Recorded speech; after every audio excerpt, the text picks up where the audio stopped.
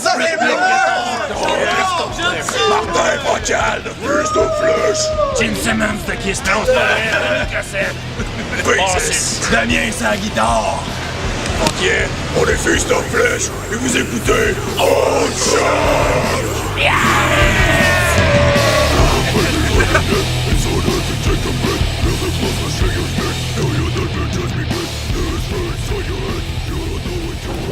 Mesdames et messieurs, on est présentement au show de Dying Fetus. Mon nom c'est Dave de On Shock. On a en arrière de la caméra Alex. Salut Alex. On a aussi ici Feast of Flesh avec... Marc, peux-tu te tasser s'il te plaît? Avec aussi Gérard Marc Lavoie. Feast of Flesh, comment ça va les boys? Ça va super bien. Comment qu'on se sent après avoir joué avec, sur la même scène dans le fond que Dying Fetus? Ça sent le swing. Ça sent le swing? La chambre à hockey. Non, mais comment, on se prépare-tu différemment un show de même? Ou ben, mettons, parce que moi, je vous ai vu avec Morgue la première fois, Campus Charlebourg, du Cégep Limoilou. On se prépare-tu différemment? Comprenez-vous ce que je veux dire? Oui, Oui? Au lieu de pratiquer une fois cette liste, on le faisait deux fois. parce qu'on a fait 25 générales, deux fois chaque. Non, vraiment, c'était une grosse pression qui était sur nous autres, mais... Le mental aussi, était là, le mental, moi...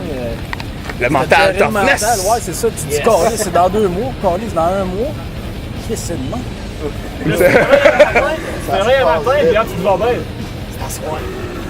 Mais le pire, tu sais, les boys, avant de parler de ce qui va s'en venir pour Feast of Flesh, merci Phil! C'est super gentil pendant l'entrevue, j'apprécie beaucoup.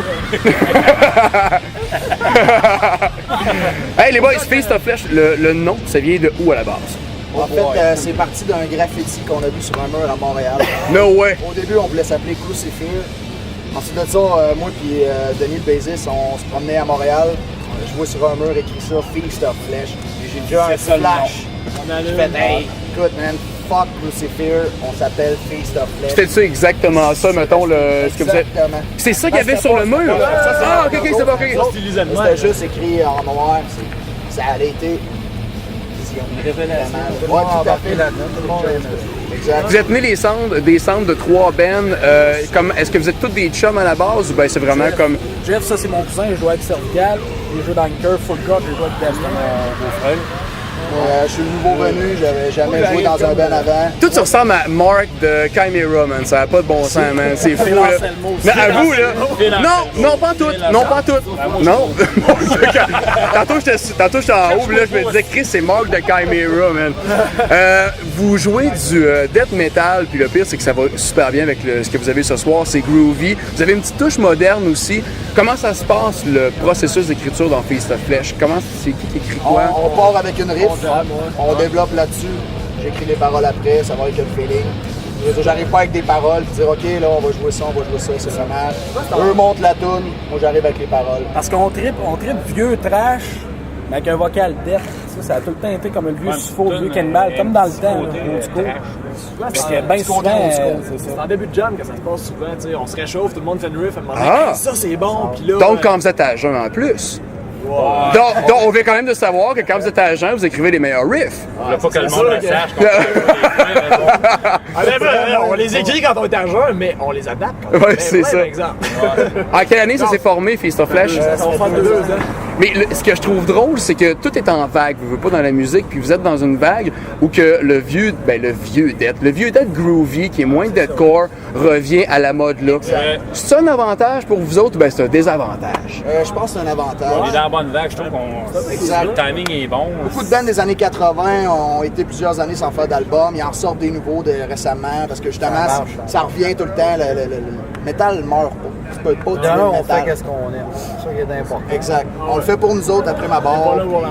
J'imagine que vous faites pas ça pour l'argent, effectivement. Non, exactement. Vous avez un démo présentement, c'est quoi, il y a 4 tonnes dessus, 5 tonnes? Il est encore chaud, là. Merci d'ailleurs, Marc, c'est super gentil. C'est un beau 7 pièces investi. 5. Non, c'est pas. Je voulais faire chier un peu. Où c'est que ça s'est fait faire, ça? À Trois-Rivières. Un gars qu'on a connu par l'entremise du cousin à Denis.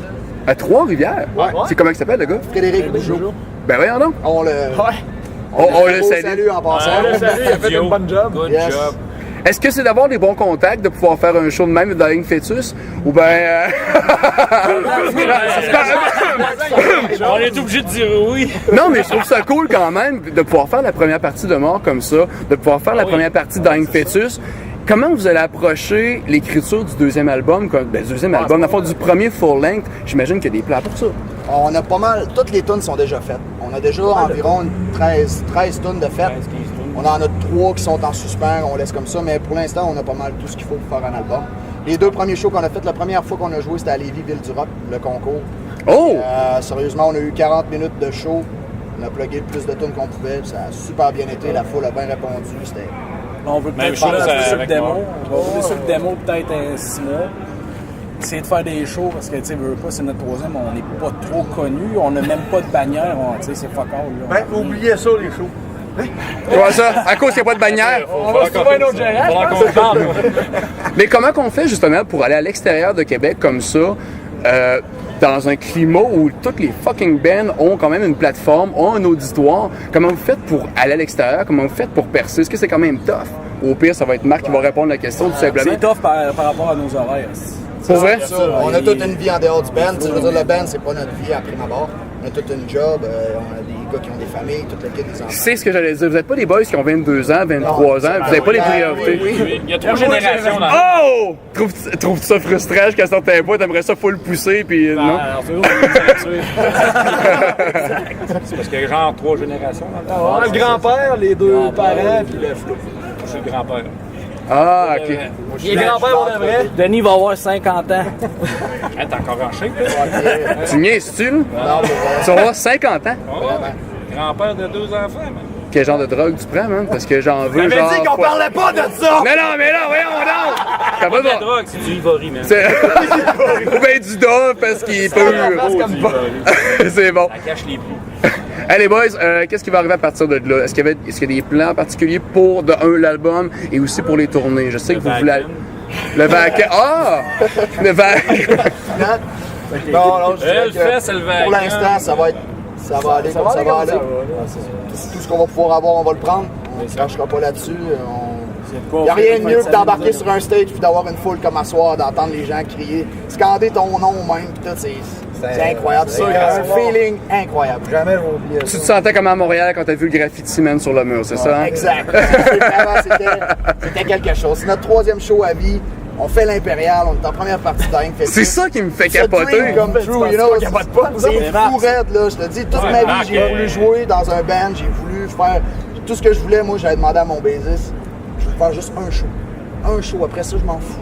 Je vais pouvoir mourir, peu importe. Je veux faire juste un show dans ma vie. Ça fait notre 3e, on est à l'Impérial, c'est... Ce que je trouvais drôle tantôt, c'est que j'étais en haut sur la galerie, puis il vient me porter votre démo de 4 tunes. Fait que tu vois le démo de 4 tunes qui est presque mis sur un CDR, puis tu vois, puis juste l'autre bord du CD, tu vois le band qui est avec Dying Fetus. Ben, fait que c'est ça. Fait que c'est ça, les boys. Hey, félicitations. Pour vrai, là, c'est vraiment cool. Fait 2 fois que je vois crise de qualité votre produit. Fait que félicitations. Merci. Vraiment. Merci.